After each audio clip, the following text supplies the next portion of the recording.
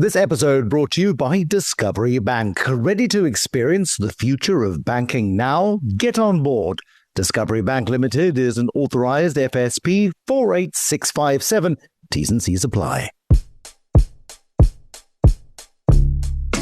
So, you think you want to be a CEO? I chose this path. And so when Jake, my son, he hadn't been sleeping well, he was sick, and we needed to take him to the pediatrician, we couldn't. The power, the status, the money. Do you think you could be $1 billion company in 5 or 7 years' time? And why not? Of course, that could be us. Is it all it's cracked up to be?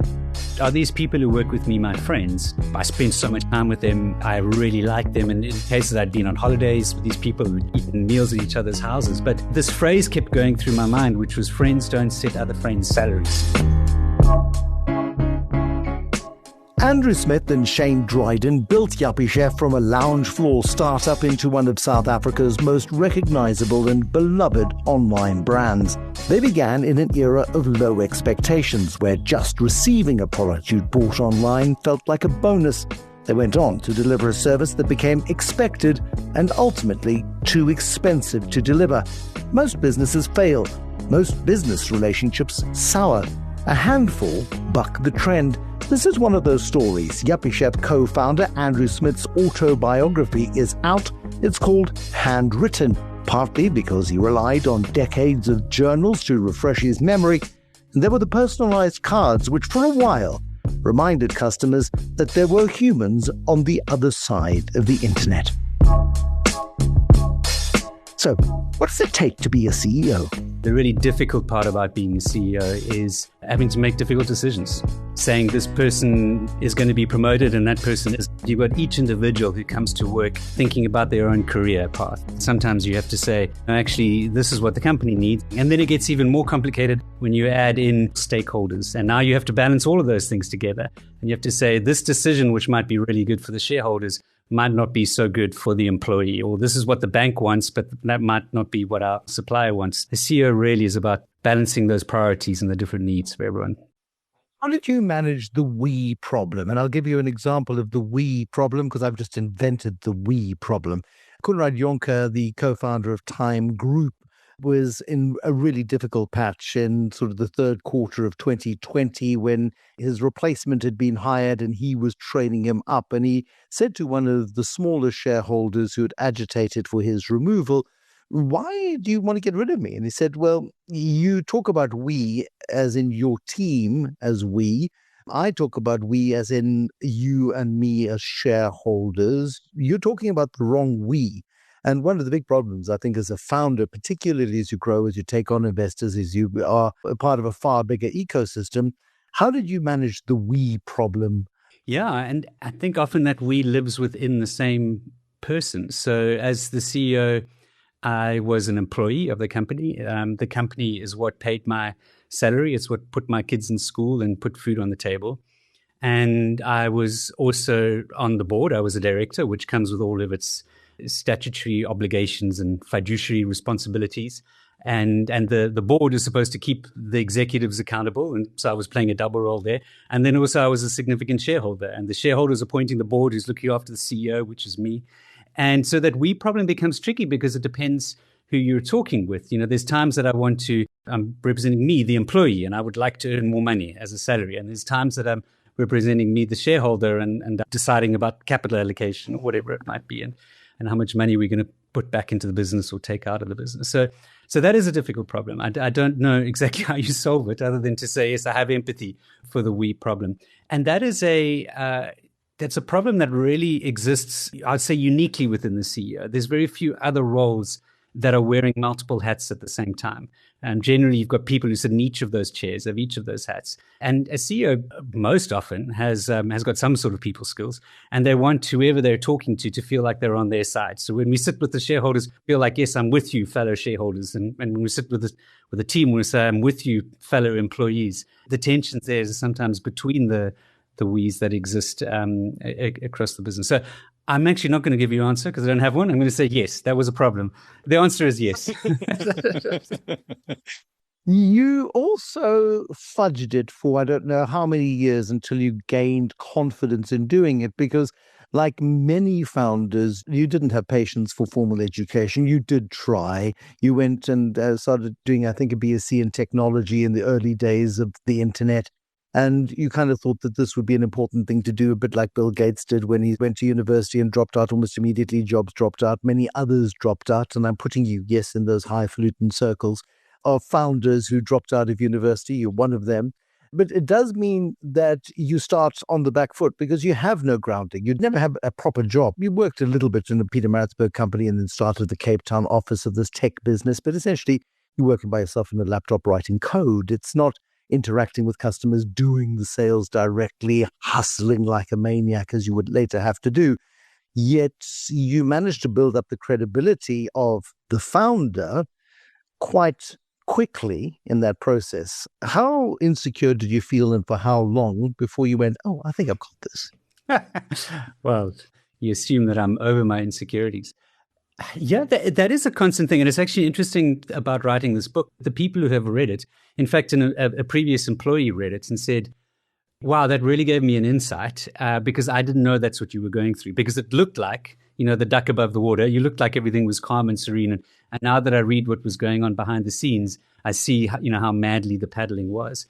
I think that obviously I put that impression on of you arrive in the morning and you want to lead your troops into battle, if you want to use that analogy, and you want them to feel like you've got it all together, that you know where you're going and that it's all up and to the right. And in fact, I one of the things I start the book saying is that leaders or entrepreneurs are very often selling. They're selling all the time. They're selling to the bank to increase their credit limits, and they're selling to suppliers, and they're selling to recruit new employees who, why would they want to join this small company or whatever it is. They sell all the time, and it doesn't mean that they're lying, but it means that they are, as you say, covering insecurities of, do I know what I'm doing? I think one of the big things that I had that I'm incredibly grateful for is a partnership with Shane. From the beginning. We've been working together since probably 2001. I've read the book. I know who Shane is. Just contextualize Shane for us. Yeah. So Shane Dryden and I, we knew each other in Peter Maritzburg, as you said, and we actually met in a church in Peter Maritzburg, and he had moved down to Cape Town 2001. I moved down 2002, and we started sort of being in the same space. We weren't working together, but over a short period of time, we started working together, and we were partners initially in a web design business. And he was more of the front end designer. I was more of the sort of back end technical person. And we lived close together, and we initially worked in his garage. And next door to each other. It was intimate. I mean, this is a very intimate business relationship, yes? Well, it wasn't next door by mistake. It was next door in that we bought a property that got subdivided. And so it was a deliberate next door to each other. Even before that, we lived in the same suburb. And we started working together when we both had nothing. So there was no fighting over money because there was no money. And we knew each other's skills, and we knew what each other lacked, both in terms of the skills that we lacked. So, I would know how to work a spreadsheet, and he would know what a good product is or what a good design was. And we knew that about each other. So it wasn't a division of labor. It's sort of the way that my kids divide loading the dishwasher. You do the top half, I do the bottom half. It was more, I knew it would be better if Shane did this, and he knew it would be better if Andrew did this. So that was the one part. But the other part was almost a division of mood, maybe we'll call it that. The days that we drove together, because we shared a car from our shared house to our office. And there'll be days where shared company, where I would say, I'm just feeling bad about this, what's going on. I don't know how we're going to make it through. And he would have, on that particular day, he would have the energy or the optimism to say, no, come on, stick through it, we've got it. And then vice versa. So I think to come back to your question of how did we get over that imposter was working very closely with someone who it was not an employee-employer relationship. It wasn't a shareholder. We really were, I'm the co-founder of Yuppiechef. I co-founded it with Shane, and everything was, we were in the same boat through the whole time. We did have other partners on board. Paul was on board he worked with us for 5 years. And at that stage, responsibility was split amongst three. But if you look at the 25-year span of my career, it has been with Shane in that. And that got us over it. I think if I was on my own, some of those creeping doubts that said, you really have what it takes, probably would have overcome me. But it's quite rare. It's very rare in any size company, big or small, to have a shared partnership and responsibility. And that is all well and good when you're really close and you trust each other implicitly and you understand each other very well. It does get to a point, however, where there needs to be somebody in charge. And you seem just to slide into that fairly comfortably. Where was there a vote? Did you just happen to print business cards for yourself one day? Did Shane print the business cards for you? Say, you're in charge. You do the boss stuff. I think that what we did more was to say we knew where we were the boss, and it was quite obvious where that was the case. I spoke earlier about the skills, but it got to bigger things. Let's say when we were deciding to open physical stores, which was a very big step in the Yuppiechef journey from being purely online to not. Now, that is a decision, but it's a decision that's made. I'm going to focus on what are the financial implications of this. I'm going to go do all the modeling of that with our head of finance at the time. And Shane's going to think about what would the physical representation of that. And then we bring those things together and say what you know and what I know, how do those fit? And we probably, if it's not a yes from both parties, it's a no. And in fact, we had a similar policy when we were hiring people. We said a maybe is a no. And so let's rather be on the same page about this. It sounds quite airy-fairy when I word it like that and go, how have we worked together for so long and not had a big disagreement or fight or fallout? I don't know. It has just worked. And I don't take it for granted, and I know that it's rare. I wouldn't want to make a decision that Shane wasn't on board. Because then I look ahead and I go, in 6 months, I don't want to be in, well, this was my decision. I made the call. It's amazing that you never had a serious disagreement. And I'm going to ask you to dig as far back and as deeply as you can, bring out some trauma if there is any. But I recall Stephen Kosseff telling me about he and Bernard Cantor once had a fallout where they didn't speak for 10 days. And it took Bernard's girlfriend to say, come on, boys, now grow up, play nice, talk to each other. And I asked the first Rand founders, I said, there were three of you here. Each of you had turns at running the business, chairing the business. You been in each other's pockets for the better part of a quarter of a century. What kept you together? And they said, our wives became friends and we were too scared to fall out. So that's what kept us, largely on the same page. Surely there must have been strategic disagreements. Oh, I mean, this sounds too good to be true. Yeah, I think that I do remember certain times, like if we take opening stores again as that example, that there was a sense of, we can't find agreement now, so let's put in our diary that we'll discuss it again in 2 months' time. So certainly decisions that didn't have a very urgent deadline, we would say, okay, well, we're not finding each other right now. And so instead of grinding on for the next hour after hour or day after day where we're not going to reach agreement, let's make a decision to not make a decision until X time in the future. Then we'll come to it in the future. And that, I think that was perhaps one strategy, which is not to say that we agreed on everything all the time, but we didn't let the disagreements have us collapse. I mean, and not even collapse. They become such a distraction from what needs to happen. And things are moving at such a pace that if you can't find agreement now, then put it aside, let it mull or fester or whatever it needs to do, and continue with what you do agree with. And provided it's not, material, it's not going to break you, come back to it. Yeah. I mean, but there are times, you go and you raise funding from one of the big venture capital firms in the United States who finds you don't go looking for them. That's a big discussion point between you and, at the time, the four shareholders in the business. And you discuss this very earnestly. And there is a big split in opinion. And ultimately, you take the money. Who made that call? Yeah, so the split in opinion, so there were four partners, Shane and Paul and me, and then there was Frank, who was actually Shane's cousin. But Frank had moved to the UK and was on his way out, I think, by then or maybe just before then. So it was really the three of us who were 100% in the company. 2010, Tiger Global, which is a big New York hedge fund, they approached us and want to give us money. And what we grappled with there was all sorts of things, from the practical to the existential. This idea that business is a bit of a game that we're trying to win. It's all sorts of things are wrapped up in that, our identities and our sense of worth. And what's the achievement in winning Monopoly if you just get given a whole lot of money by the bank, like that? We want to do this on our own. We want to say this is what we did. So, there was that type of argument against taking the money. There was an argument against in terms of what will this do to us and our culture. It will change that sort of spendthrift nature to something which is now more wasteful. And then on the other side, we've got, where we want to go. We're in a land grab. E-commerce retail in 2010 It's who can grab the most land now and build up that advantage, and those with deep pockets. That was certainly what Tiger's argument to us is that even if you're doubling year on year and your competitors tripling year on year, it doesn't take very long before you're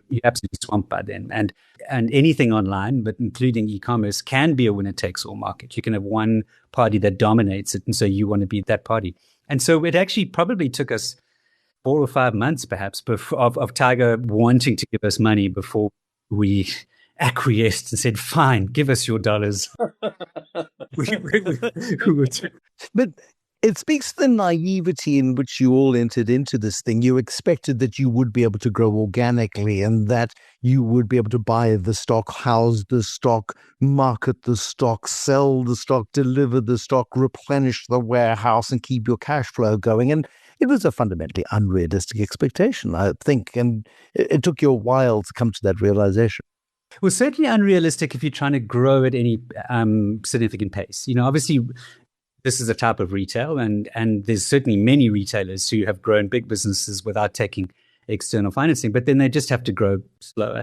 And what we found when we launched in 2006 to, let's say, 2009 or 10, is that expectations were so low from customers that if you bought something online and it arrived 2 weeks later, you were just delighted that it arrived at all, and it wasn't, the Russian mafia had stolen your credit card, and that this was a real business you were dealing with. So, expectations were really low, but it started shifting. This was, Groupon, Take-A-Lot had just come onto the scene. There was this kind of immediacy that was building up. And plus, we were reaching the scale where we couldn't just wait for a sale and then get it from our supplier, because the suppliers were closed for a month over Christmas. And so we had to have all of our stock on hand before that busy season started. So there was naivety, perhaps, that we could continue growing as fast as we would need to grow to be competitive in this market. But we were also put off by the idea of what an external shareholder would do, that someone's going to come in, and at the time we were in our late 20s, early 30s, that we were going to be pushed around or bullied or put in another direction that we didn't want to go in. And so that was a hesitancy beyond just, can we do this on our own? There was this fierce independence which said we really want to make a way to do it. But then we changed our minds, I guess, and took the money. You took the money, but Tiger Global treated you as they treated every one of their hundreds of other investments around the world, with arm's length, with huge respect, I think, looking at the email interactions between you and your point person within Tiger Global. And you got invited to the poshest events. You were taken to the best hotels in New York. You were picked up in limos. You were shown the life that if you grew the way they expected you to grow, this is what you should become accustomed to. And that suddenly elevates you from a couple of guys who would muck in and pack boxes and handwrite notes to customers to say, "Thank you so much for buying a spatula. Please, can you order more than one thing at once, please, so I don't have to pack 18 boxes for you in a month," or whatever. I'm sure you never went passive-aggressive like that, but you may have thought it and felt it. But they elevated you and accelerated your growth, because not only did you suddenly see the potential of what you could do, but they were also subtly, I think, pressuring you and showing you the benefits of rapid growth. And in the fullness of time, nearly broke you, because suddenly you were looking at opening in Australia and you were looking at other African markets. They maybe drove you harder than you should have been driven. Yeah, this was an interesting time, I guess, in the late 2000s in South Africa, where it was uncertain where South Africa was going to go within the continent, its place, or even just as its own in its own country, and how big that market would be. And venture capitalists, hedge funds in general, and obviously Tiger in specific, they just take a lot of bets. They're putting their money on 100 horses, and they're wanting, they're absolutely fine that 90 are going to lose, and 5 of them maybe have a small return, and 3 are quite nice. And so even when they gave us money, they said, do you think you could be $1 billion company in, I don't know how many years' time, 5 or 7 years' time? And well, why not? Of course, that could be us. So they were never in it. The nature, the maths of that phase of investing. So, if you started sort of angel investing, where you get some money from your uncle to get something going, and then you get sort of venture capital hedge funds, to where you get later on private equity eventually listing. This phase is they're betting on companies that are showing some potential, but are early on in their life that they could get a 50 or 100 times return on their money. And so they don't want you to just have a nice little, maybe you could grow at 15% a year for the next 5 years. That's not good enough. it's very high expectations that you're going to keep on growing as quickly as possible. And South Africa, within the kitchen tools online premium market, was never going to be big enough for that. So there did become this pressure to say, well, what other categories or what other geographic locations or what other verticals could you get into that could just grow this market much bigger than we had initially said? And there's nothing, we took the money. There's nothing wrong with what we did there. But the idea that we were going to kind of carry on wearing these two hats, which is I want to provide an income for my family. I want to keep on just earning a nice little salary. I don't want this thing to collapse potentially, go to nothing. Whereas Tiger's saying, we want you to go to the stars or nothing. And potentially in the US, there is more of that. There's sort of like, I've failed 5 different ventures. Let me try again for the 6th time. But I don't know anyone in South Africa who's raised venture capital money over and over again, failed, and then eventually made it. So we had much more of a mindset of like, this is it. This is the only good idea we've had. This is the only chance we've had. Let's make sure that we make the most of that. So yeah, and it when you say it nearly broke us, it did. After they had invested for 7 years, they then wanted out, and because we obviously weren't going to be their big ticket. Their big ticket had been Takealot. They did very well when Naspers bought Takealot, and they were sort of done with the South African market, and that's an interesting part of the story.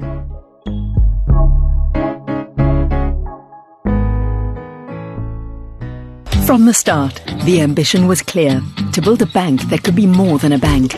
One that rewards better decisions, connects the ecosystems that shape your life, and gets smarter the more you engage. That ambition is now a reality. With Discovery Bank, your entire financial life comes together in one intelligent platform, accessed through a single app. It understands your behavior, works harder for you over time, and helps you build your financial future with confidence. Discovery Bank, the future of banking. Now.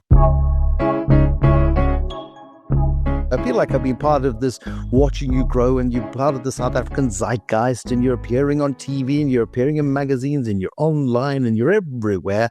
And that was the great illusion of Yuppiechef for a long time.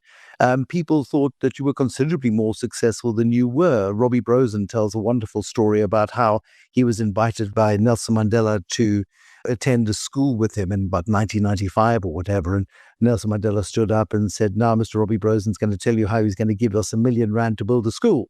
And Robbie had to stand up and go, I'll do what I can. And afterwards contacted Nelson Mandela's office to say, I think we can manage 25 grand. But the perception of Nando's was huge in the market because it was ballsy and gutsy and was everywhere.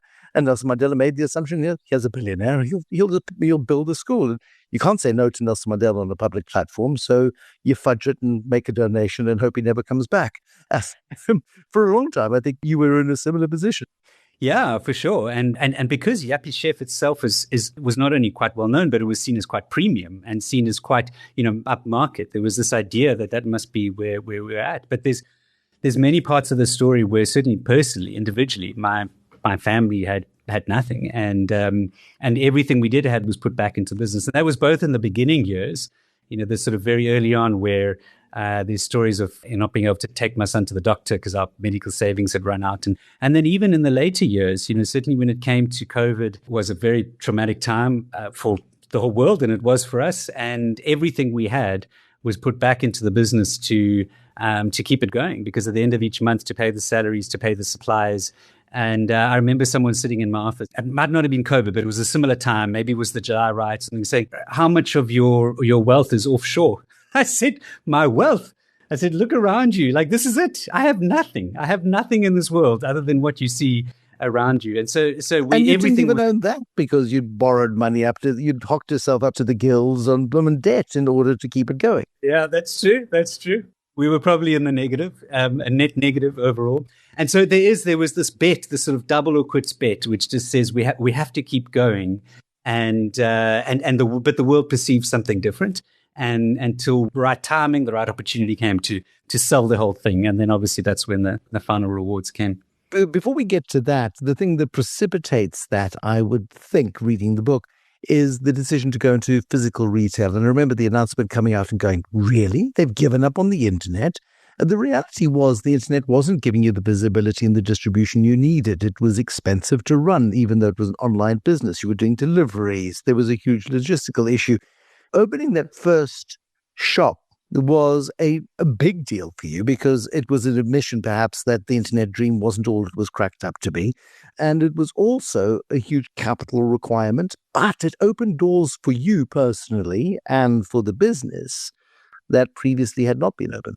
Yeah, so the opening stores was e-commerce is a great business for sure, and there are expenses. There's obviously delivery expenses and warehousing and staff, but there are also a lot of expenses in physical retail. But what really became expensive with an e-commerce business was the cost per acquisition of customers. We were already in a niche. We were in South Africa. We were in sort of the premium kitchen tools market, and then we chose online. And each of those is a niche of a niche of a niche. And we knew we were only reaching a percentage of all the people who might want to buy our products. And so it was just costing a lot to keep that growth going. And, at the time, maybe only about 3% of retail was online or 2% of retail was online in South Africa. It might have been a bit more for our customers and our markets, but we're saying everyone loves Yuppiechef, but so many people have never shopped from us or don't shop from us very often because that isn't a habit that everyone has adopted fully. So what stores did was it opened us up to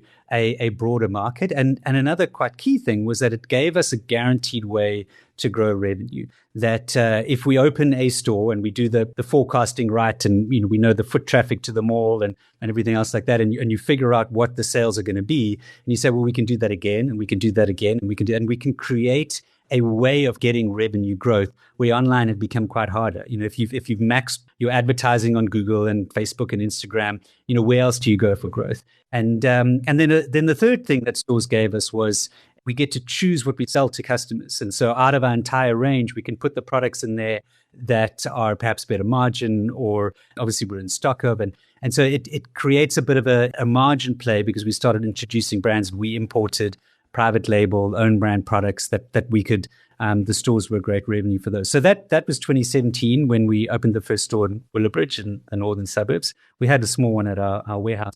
And by the time COVID came, we had 7.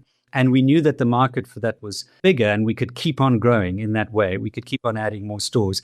And then, of course, COVID happens and the traumas of COVID that everybody experiences. And you go into the COVID vortex. You run short of capital once again. And you're looking at, the end is nigh once again.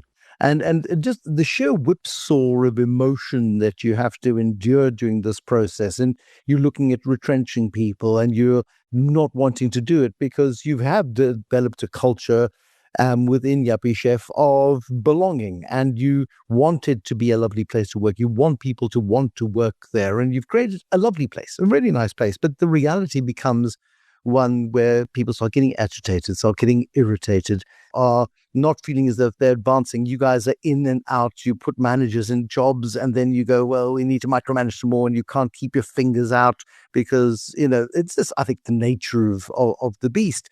But in this process, and I'm going to fast forward to the end, Mr. Price comes knocking one day and you go, actually, the entrepreneurial dream is, I suppose, creating something that becomes huge and enormous and you become very important.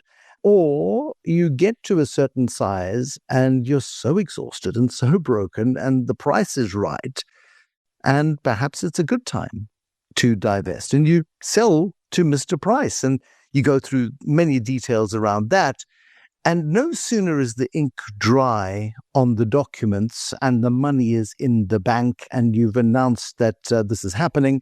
You work with them for a year, but you get fed up because you don't like being told what to do. Because nobody's told you what to do other than your lovely wife, Debbie, for 25 years. And you suddenly go, actually, I don't want to be asking for permission to buy tea bags. I don't want to be asking for permission to do stuff. So within a year, you're gone. And you and Shane go on a camping trip and Shane says, I've had an idea. Why don't we do it all again? Which is, the book kind of stops there, but you are doing it all again, aren't you? I know. Can you believe it? No. I sometimes surprise myself in that. It is. It's. I've grappled with that a lot. Obviously, we were very tired at the end of Yuppiechef. We were tired of, as you say, that emotional roller coaster, the ups and downs, and mainly the responsibilities. We've got, I think, maybe 250 families that depending on us, and we're getting so close to the edge. And I think there was a desire to say, let's have this Yuppiechef be within a bigger home that live on forever without us, and not literally with me having to take money from my home loan to keep the business going. Let's have a final home for Yuppiechef. And so that was the sale. It was also obviously precipitated by shareholding structures and expectations around that. But it's not like we were desperate to stop working forever. I mean, I'm relatively young. I have a lot of life left. It wasn't like, I never want to work again. That wasn't the motivation. But that the potential need for a season to end, I think it was a good one. But we go camping, and Shane says, I think we should do something within this realm. Outdoors, overlanding, hiking, camping. Shane is very good at spotting trends. 20 years ago, when Gordon Ramsay and Jamie Oliver were just coming on the scene, he said, home cooking is where it's at. And now he's on the camping and overlanding. Everyone wants to disconnect and get their kids away from screens and phones, and we're all heading out into the bush. And COVID helped with that as well. I think kick people into camping. It was the one thing you could do, even if you couldn't go on a cruise line or go to somewhere else like that. But we didn't do it immediately. We actually bought the domain name, bravehardy.com, on that camping trip. I've got a photo of Shane on his phone buying it because he's very good at names, and he bought that then. But it was another, maybe close to a year before we actually started working. When I was grappling with that, do I want to do this again? Is this, what is this about? And the best analogy I can come up with is that if you were a painter and you painted a masterpiece and it sold for a whole lot of money, and you woke up the next day and you said, thank goodness, I never have to paint again. That's not the response you have. You'd wake up and say, I get to paint.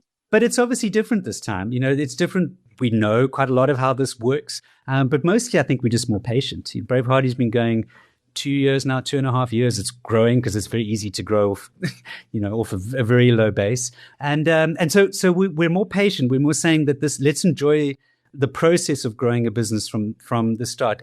We own it 100% ourselves. We're able to put some money into stock, and we've got a very small team that works for us, and really enjoying the fact that this started off saying it's very hard to say you're a CEO of a company that only has 3 employees, and Shane and I, but to say that this is who I am. I build things. I lead teams. I create brands. I do it with a business partner I enjoy working with a team that we've handpicked. We put those people in place with us, and we really like working with them. That's who I am, and I hope I continue to do that for as long as I can into the future, because it's my identity, not because I have to do this in order to feed the family.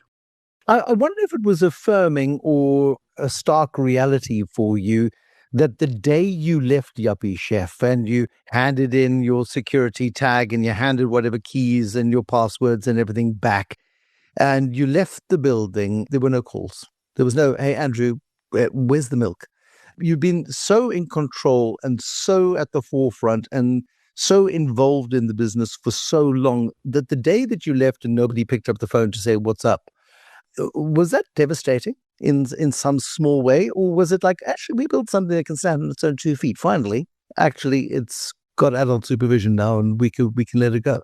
I think it's both. I mean, it's a very good question. I think it's both, and that it's very satisfying to have left behind a business that was bigger than ourselves, and that we had a really good executive team in place. We handed over to Warren, had been with us for about 10 years. He was the new MD, and the company really wanted him to take over. And, all the systems and the processes and everything was in place. So in that sense, it's like, yes. But there's another sense, which is like, wow, I didn't realize I was so dispensable. And I mean, isn't there this great saying, which is the graveyard is who thought they were indispensable, that we, with this, I mean, surely they're going to need me. And I think I got a phone call about 3 months later saying, was something to do with a bank. Do you remember us opening an account in that name or something? And I said, no. And they said, thanks very much. And that was it.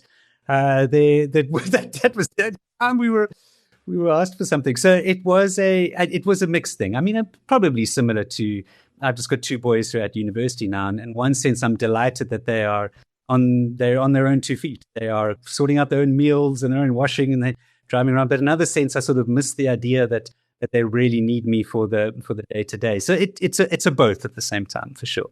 The number of hours you committed to building Yuppiechef, and you have a remarkable family in that you've kept very close to them, even though you didn't put in the number of hours that perhaps, had you forward planned that you would have said, I'd like to give my family 8 hours a day. That just was not possible in that. That was a sacrifice that I think comes through in the book quite strongly. Debbie kept it all together. She homeschooled the kids, so they were always there. And, while you were building in the house, there was life. But I wonder if there's part of you that goes, could have, should have, would have done it differently. Yeah. I mean, Debbie and I had this conversation this week, actually. I mean, I think to an extent we are still dealing with processing some of the things that happened. There's an interesting choice that I made, which is I was in technology.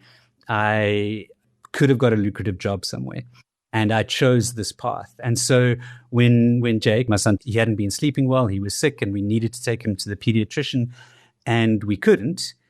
There are a lot of people, a lot of families who are in that position. I had this feeling then, but definitely now, but I chose that. I chose to put me and my family in a situation where I was, in order for me to build a business, I was asking everyone around me. And I don't know. I mean, it's not a regret or non-regret, but it's just something I'm aware of the impact that was there.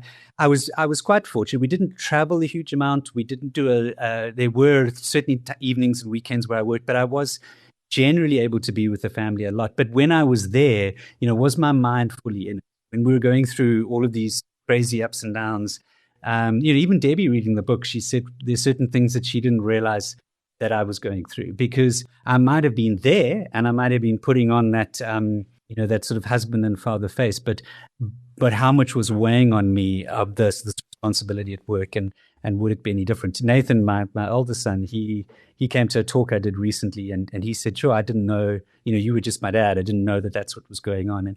And I don't know. I mean, that's good and bad, I guess. It's good that he doesn't feel like that's a good thing. Yeah. It wasn't abandoned. No, he wasn't abandoned. But at the same time, I think I was obviously carrying a lot, and did that impact? I don't know. If we got to, I would love to live life, 4 more times from the beginning with different routes and see how it comes. But we only get to pick it once. Early days, our ambition for starting Yuppiechef, or in fact, even before Yuppiechef, our ambition to start selling things online was that we wanted to stop selling our time by the hour to clients, and we wanted to sell them some things online. That was the extent of our ambition, and we needed 150,000 Rand a month in sales. This is 2005 or 6. 150,000 Rand a month in sales at a 30% margin was 50,000 Rand. That could pay for Shane's family, my family. We were renting my lounge, and all the expenses, everything was covered. So it was not, oh yes, I'm going to sacrifice all of this for my family because I'm going to try and build an empire. It wasn't that type of decision. You just make one decision after the next, and then you find yourself leading something perhaps much bigger than you might have chosen. In a much smaller environment now, and you've got multiple things going on. But when you look back at managing a team of 150, 200 people, all of these families dependent on you, when you reflect on what it means to be a CEO, what do you think it means to be a CEO? Yeah, I mean, it's a tricky one. And one of the things we grappled with, well, I personally grappled with is, are these people who work with me my friends? I spent so much time with them. I really liked them. And in cases I'd been on holidays with these people who'd eaten meals at each other's houses. But this phrase kept going through my mind, which was friends don't set other friends' salaries.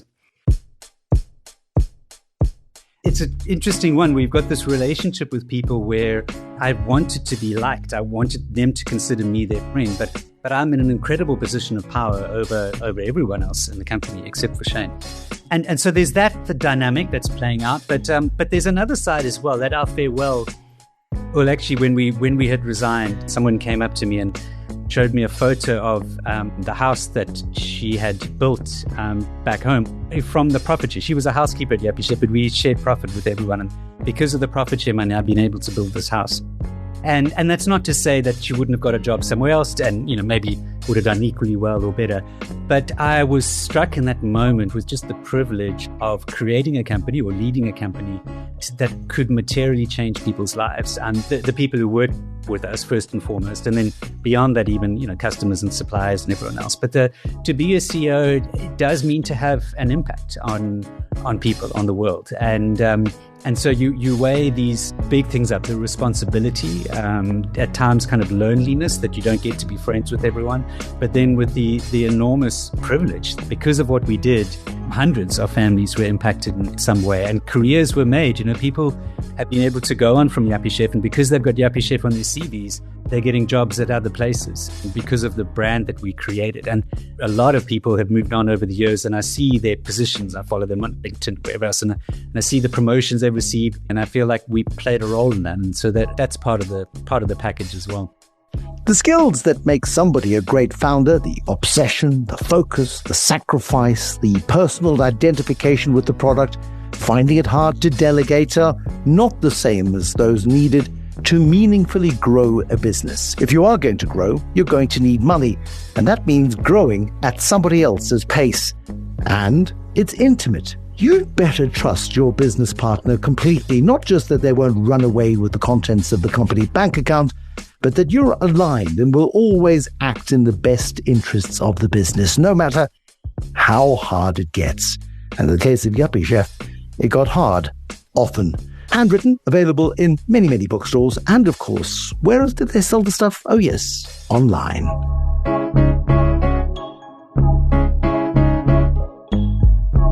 This episode of So You Think You Want to Be a CEO is powered by Discovery Bank. Discovery Bank is an authorized FSP 48657. T's and C's apply.